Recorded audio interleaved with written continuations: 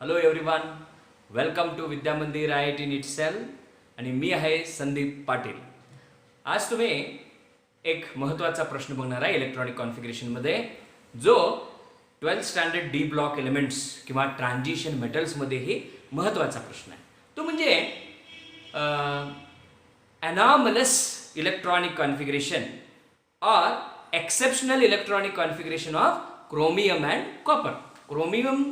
Chromium and कॉपरचा electronic configuration कसं वेगळं आहे हे आपल्याला बघायचं आहे. Let us see now once again. Last ह्याच्यामध्ये आपण क्रोमियमचा इलेक्ट्रॉनिक कॉन्फिगरेशन बघत होतो. बघा इकडं काय लिहिलेलं आहे, 1s2 2s2 2p6 असं लिहित आपण गेलो. 18 इलेक्ट्रॉन्स भरले. 18 इलेक्ट्रॉन म्हणजे काय, अर्गॉन.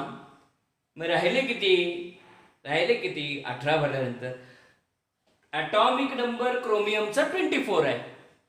18 पर्यंत भरलं, 6 इलेक्ट्रॉन भरायचे. तर 6 इलेक्ट्रॉन भरत असताना पद्धत माहित आहे, 4s2 आधी भरायचा. Aufbau principle. Lower energy orbitals have to be filled first before filling the higher energy level. मग 4s भरा, मग 3d भरा. 4s इलेक्ट्रॉन्स भरून काय करायचंय, 3d इलेक्ट्रॉन्स भरायचे. ऑलराईट. मग मी काय केलं, 4s2 भरलो, 3d4 भरलो. It was 4s2 3d4 4s2 3d4. पण अरे हंट्स रूल मध्ये असं आहे, the electrons have to be filled singly before pairing. असं का करता, सिंगल भरलं ना हाफ फिल्ड होतो.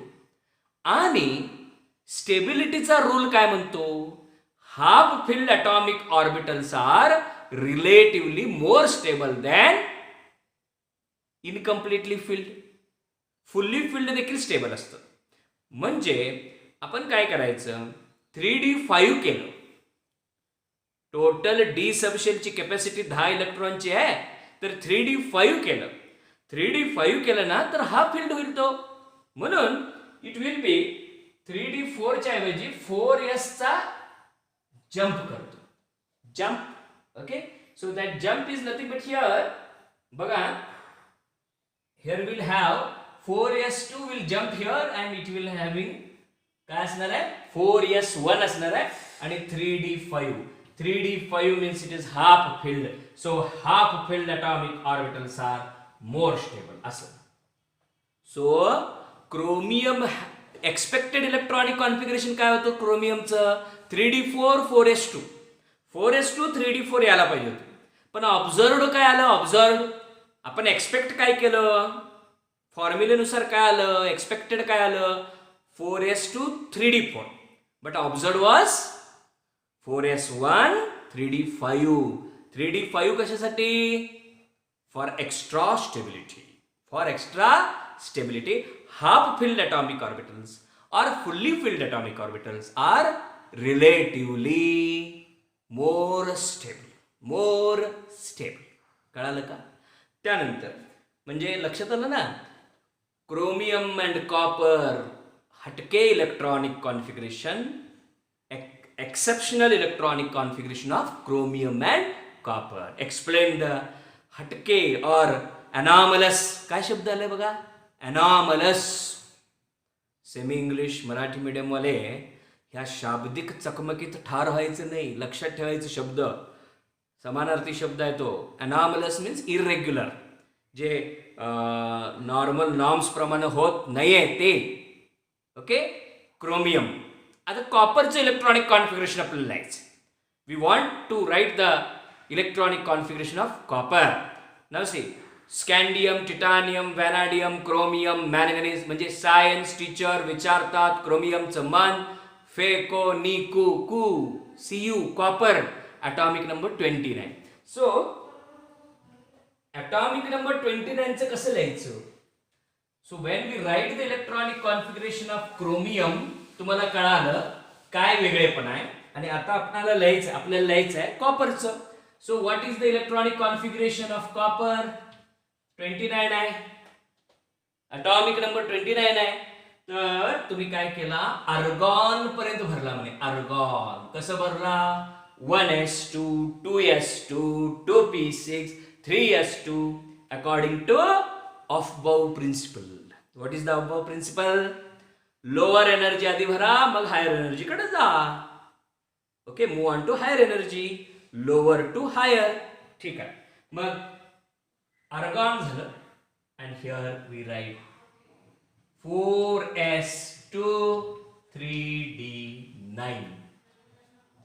And now I write 4s2 3d9. Sorry. 3d9 4s2. 1 2 3 4 5 भरलं. आर्गॉन ऑलरेडी लिहिलेलं आहे मी. Argon, I have written argon here. I written argon here. Okay, so 3d9 आहे, तर हे असं 6 7 8 9 3d9 4s2 3d9. बरोबर आहे ना, 4s2 3d9.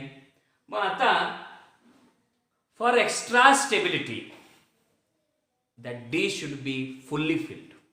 For extra stability, the D should be fully filled. मग जम्पिंग जपांग करायचं. कुठून? Jump jump jump. 4s पासून जम्प करायचं. 4s पासून जम्प करायचं. And you will have here 3d10. मग आपल्याला एक्सपेक्टेड काय होतं? Expected electronic configuration was argon 3d9 4s2. But observed electronic configuration was argon 3d10 4s1. 3d10 4s1. Did you get this? कळतं का बघा तुम्हाला? Are you getting what I am saying? ठीक आहे. Now here in this anomalous electronic configuration of chromium and copper बघितलं. chromium and copper. ठीक आहे. Now next one. झिंकचं आपल्याला लिहिता येईल का? झिंकचं इलेक्ट्रॉनिक कॉन्फिगरेशन फुल्ली फिल्ड आहे. Zinc atomic number 30, argon 3d10 4s2. बघा 3d10 ऑलरेडी फिल्ड आहे, काहीही वेगळं करायची गरज नाही, ऑलरेडी फिल्ड आहे. तर 3d10 4s2 आर्गॉन ऑलरेडी भरला आहे. आर्गॉन कसं भर? 1s2 2s2 2p6 3s2 असं. ओके, तर बघा इथे 1 2 3 4 5 6 7 8 9 आणि 10. बरोबर आहे का? This is the electronic configuration. This is the electronic configuration till atomic number 20 पर्यंत आपण इलेक्ट्रॉनिक कॉन्फिगरेशन लिहू शकतो. कळतं का बघा? आणि सगळ्यात महत्त्वाचं म्हणजे हे इलेक्ट्रॉनिक कॉन्फिगरेशन लिहिल्यानंतर क्वांटम नंबर्स ह्या कन्सेप्टकडे आपल्याला यायचं आहे. ओके, पण छोटे छोटे छोटे आपल्याला बीट्स मी आधी शिकवायला लागलो आहे, कारण बेसिक व्यवस्थित झालं पाहिजे. आणि एकदा बेस फॉर्म झाला ना, आपण भरपूर त्याच्यावर काम करू शकतो.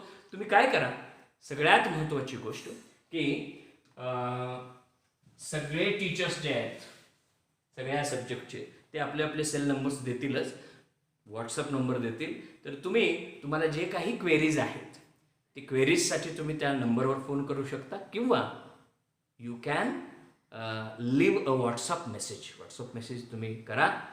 If you have got any problems in writing the electronic configuration or any problem related any subject. So my cell number 9096494901. So this is very important. So if you have got any queries related to any competitive exams and particularly chemistry, please do WhatsApp me, do call me. Okay, keep enjoying chemistry.